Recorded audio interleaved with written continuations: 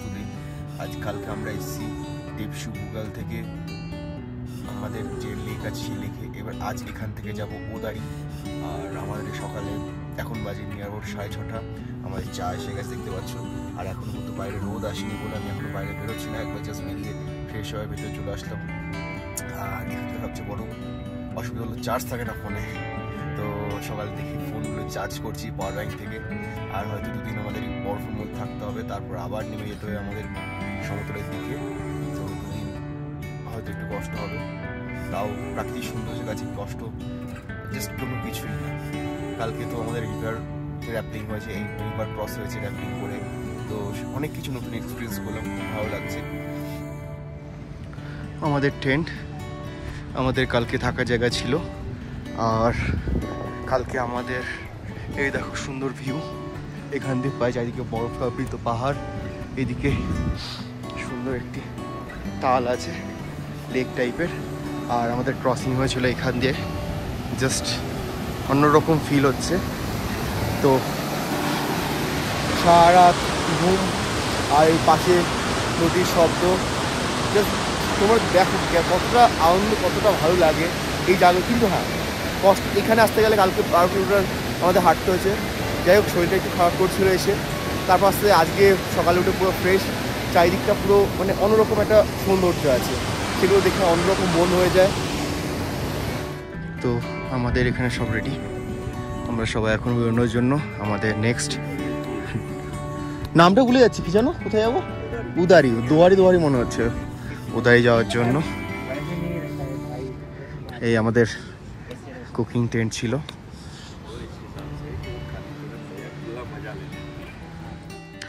এই হলো আমাদের ট্রেক রোড, দুপাশে ছোট ভ্যালি আছে, তার মাঝখান দিয়ে আমরা যাচ্ছি।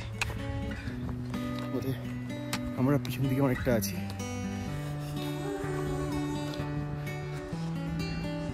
এই আমাদের রেস্ট পয়েন্ট, সবাই এখানে রেস্ট করছে। আর এখন আমাদের যেতে হবে ওই দেখো, ওই কোণে দেখতে পাচ্ছ পাহাড়ের নিচে। আমরা আস্তে আস্তে আমাদের ক্যাম্পের কাছাকাছি পৌঁছে গেছি। এখানে ক্যাম্প দেখতে পাচ্ছি। আজকের হাইটটা খুব বেশি ছিল, 4 কিলোমিটার হাঁটা, বাট হাইট এতটা বেশি ছিল, দেখতেই পাচ্ছি কেমন আমাদের হাইট ছিল। এখানে আমরা উঠলাম, আর অনেক আগে ট্রি লেভেল শেষ হয়ে গেছে, অক্সিজেন পরিমাণ খুব কম। নিজেকে পুরো দাদার থেকে কম মনে হয়, মানে পুরো দাদার যেভাবে চলে তার থেকেও আস্তে চলতে হচ্ছে, এত প্রবলেম হচ্ছে।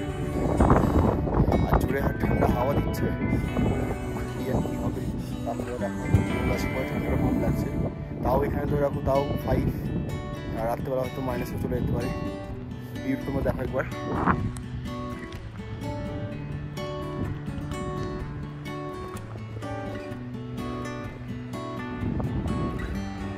ওইদিকে স্বর্গরোহিণী পিক, ওই উপরে যেটা। এই আমাদের ওদারির ক্যাম্প সাইট, এত সুন্দর ভিউ দেখতে পাচ্ছ, চারপাশে বরফাবৃত। আর এতক্ষণ ধরে হাওয়া চলছিল পুরোপুরি, যার জন্য অনেকটা বেশ ঠান্ডা লাগছিল, আমাদের বেরোতে ইচ্ছা করছিল না। বাট এখানকার রোদের যে অবস্থা, একটু একটু পরেই রোদ চলে যায়, আবার রোদ আসে, আবার মানে 1 ঘন্টা রোদ যদি না থাকে আর 15 মিনিট রোদ থাকে, এরকম টাইপের। তো ঠান্ডাটা বেশি। আর এখানে দেখতে পাচ্ছ তোমরা পুরোপুরি ঢালান পাথরে, মানে এককালে হয়তো কোনোদিনও এখান থেকে ধস নেমেছিল। ধস না মানে ধরো বেশি বরফ জমে এখানে ধস নেমে এরকম অবস্থা হয়। তো বড় বড় সাইজের পাথরগুলো দেখো এখানে,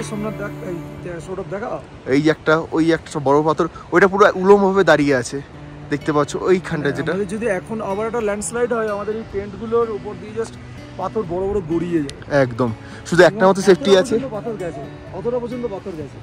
একটাই মাত্র সেফটি আছে, যেটা হলো ওই বড় পাথরটার পিছনে যদি আমরা লুকিয়ে যেতে পারি, অথবা ওইখানে স্লাইডটা কম হচ্ছে, ল্যান্ডস্লাইড কম হয়েছে, ওই সাইডে গিয়ে অবস্থান নিতে হবে। যাই হোক, এখানে বৃষ্টি পড়ছে দেখতে পাচ্ছ হালকা হালকা করে।